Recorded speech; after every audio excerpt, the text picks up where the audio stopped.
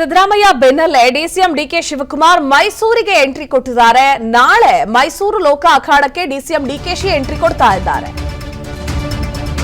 Mysuru CM ತವರು ಜಿಲ್ಲೆ. ಶತಾಯಗತಾಯ ಅವರ ಅಭ್ಯರ್ಥಿ ಎಂ ಲಕ್ಷ್ಮಣ್ ಅವರನ್ನ ಗೆಲ್ಲಿಸಿಕೊಂಡು ಬರಲೇಬೇಕು ಅಂತ ಟೊಂಕ ಕಟ್ಟಿ ನಿಂತಂತೆ ಕಾಣಿಸ್ತಾ ಇದೆ ನಾಯಕರಿಬ್ರು ಕೂಡ. ಮೊನ್ನೆಯಷ್ಟೇ ರೆಸಾರ್ಟ್ ಅಂದ್ರೆ ರೆಸ್ಟ್ ನೆಪ ಹೇಳಿ ರೆಸಾರ್ಟ್ ರಾಜಕಾರಣ ಮಾಡೋದಕ್ಕೆ ಮುಂದಾಗಿದ್ರು ಸಿಎಂ ಸಿದ್ದರಾಮಯ್ಯ. ಕಾರ್ಯಕರ್ತರಿಗೆ ನೋ ಎಂಟ್ರಿ ಅಂತ ಹೇಳಿದ್ರು. ಆದ್ರೀಗ ಅದ್ರ ಬೆನ್ನಲ್ಲೇ ನಾಳೆ ಡಿಸಿಎಂ ಮೈಸೂರಿನ ಅಖಾಡಕ್ಕೆ ಎಂಟ್ರಿ ಆಗ್ತಾ ಇದ್ದಾರೆ. ಯದುವೀರ್ ಸೋಲಿಸೋದಕ್ಕೆ ಕಾಂಗ್ರೆಸ್ ಮಾಸ್ಟರ್ ಪ್ಲಾನ್ ರೂಪಿಸ್ತಾ ಇದೆ.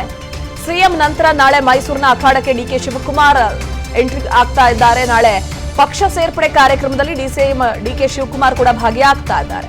ಇಲ್ಲಿ ಡಿಸಿಎಂ ಡಿಕೆ ಶಿವಕುಮಾರ್ ಅವರು ಒಕ್ಕಲಿಗ ನಾಯಕ ಅಂತಲೇ ಗುರುತಿಸಿಕೊಂಡಿದ್ದಾರೆ. ಕುಮಾರಸ್ವಾಮಿ ಅವರನ್ನ ಬಿಟ್ರೆ ಸೆಕೆಂಡ್ ಲೈನ್ ನಲ್ಲಿ ನಿಲ್ಲುವಂತಹದ್ದು ಡಿಸಿಎಂ ಡಿಕೆ ಶಿವಕುಮಾರ್. ಈಗ ಆಲ್ರೆಡಿ ಯದುವೀರ್ ವಿರುದ್ಧ ಒಕ್ಕಲಿಗ ಅಸ್ತ್ರ ಪ್ರಯೋಗಿಸೋದಕ್ಕೆ ಮುಂದಾದಂತ ಕಾಣಿಸ್ತಾ ಇದೆ. ಒಕ್ಕಲಿಗ ಮತ ಸೆಳೆಯೋದಕ್ಕೆ ಡಿಕೆ ಶಿವಕುಮಾರ್ ಅಖಾಡಕ್ಕೆ ಇಳಿತಾ ಇದ್ದಾರೆ ಅನ್ನೋ ಮಾಹಿತಿ ಲಭ್ಯವಾಗ್ತಾ ಇದೆ. ಎಂ ಲಕ್ಷ್ಮಣ್ ಅವರನ್ನ ಕಣಕ್ಕಿಳಿಸಿದ್ದಾರೆ.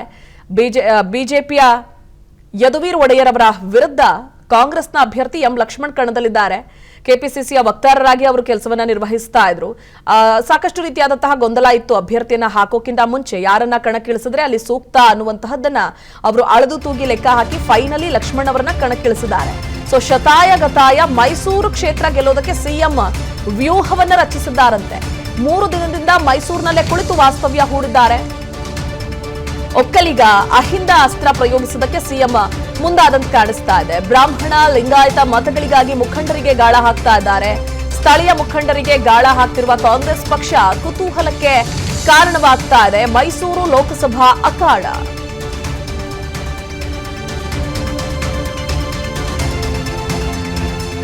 ಒಂದ್ ಕಡೆ ನಿನ್ನೆಯಷ್ಟೇ ನಾವು ಗಮನಿಸಿದ್ವಿ, ಸುದ್ದಿಯನ್ನ ನೋಡಿದ್ವಿ. ಸಿಎಂ ರೆಸಾರ್ಟ್ ನಲ್ಲಿ ವಿಶ್ರಾಂತಿಯ ನೆಪದಲ್ಲಿ ನಾಯಕರನ್ನ ಭೇಟಿಯಾಗಿ ರಣತಂತ್ರವನ್ನ ರೂಪಿಸ್ತಾ ಇದ್ದಾರೆ ಅಂತ. ಹೆಚ್ಚಿನ ಡೀಟೇಲ್ಸ್ ನೀಡ್ತಾರೆ ನಮ್ಮ political bureau chief Maruti Pavagada. ನೇರ ಸಂಪರ್ಕದಲ್ಲಿ ಜಾಯ್ನ್ ಆಗ್ತಾ ಇದ್ದಾರೆ. ಮಾರುತಿ, ಒಂದ್ ಕಡೆ ಡಿಸಿಎಂ ಡಿಕೆ ಶಿವಕುಮಾರ್ ಕುಮಾರಸ್ವಾಮಿ ಅವರನ್ನ ಬಿಟ್ರೆ ನೆಕ್ಸ್ಟ್ ಅವರೇ ಒಕ್ಕಲಿಗ ನಾಯಕ ಅಂತ ಗುರುತಿಸಿಕೊಂಡಿರುವಂತಹದ್ದು ರಾಜ್ಯದಲ್ಲಿ. ಯಾವ ರೀತಿಯಾದಂತಹ ರಣವ್ಯೂಹಕ್ಕೆ ಸ್ಕೆಚ್ ಹಾಕಿದ್ದಾರೆ, ಏನೆಲ್ಲ ಪ್ಲಾನ್ಗಳಾಗ್ತಿರಬಹುದು ಅಂತ ತನ್ನ ಅಭ್ಯರ್ಥಿ ಗೆಲ್ಲಿಸಿಕೊಳ್ಳೋದಕ್ಕೆ ಕೈಪಡೆ?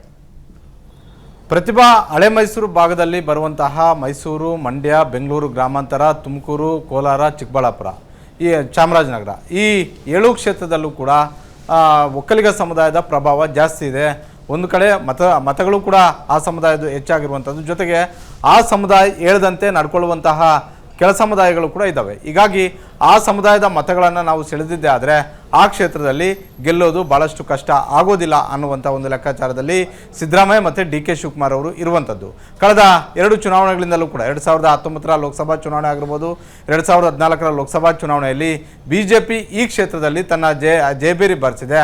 ಈ ಬಾರಿ ಆ ತಂತ್ರಗಾರಿಕೆಯನ್ನು ಬದಲಾವಣೆ ಮಾಡ್ತಾ ಇರುವಂಥದ್ದು. ಹೆಚ್ಚು ಕ್ಷೇತ್ರಗಳಲ್ಲಿ ಕಾಂಗ್ರೆಸ್ ಗೆಲ್ಲಬೇಕು ಅನ್ನುವಂಥ ಒಂದು ತಂತ್ರಗಾರಿಕೆಯನ್ನು ಮಾಡ್ತಾ ಇರುವಂಥದ್ದು. ಹೀಗಾಗಿ ಕಳೆದ 2 ದಿನಗಳಿಂದಲೂ ಕೂಡ ರೆಸಾರ್ಟಲ್ಲಿ ಉಳಿದಿರುವಂತಹ ಮುಖ್ಯಮಂತ್ರಿ ಸಿದ್ದರಾಮಯ್ಯ ಹಾಗೂ ಸಚಿವರಾದಂತಹ ಮಹದೇವಪ್ಪ, ವೆಂಕಟೇಶ್ ಸೇರಿದಂತೆ ಹಲವು ಸಚಿವಗಳು, ಮೈಸೂರು ಭಾಗದ ಸಚಿವಗಳು ತಂತ್ರಗಾರಿಕೆಯನ್ನು ರೂಪಿಸ್ತಾ ಇದ್ದಾರೆ.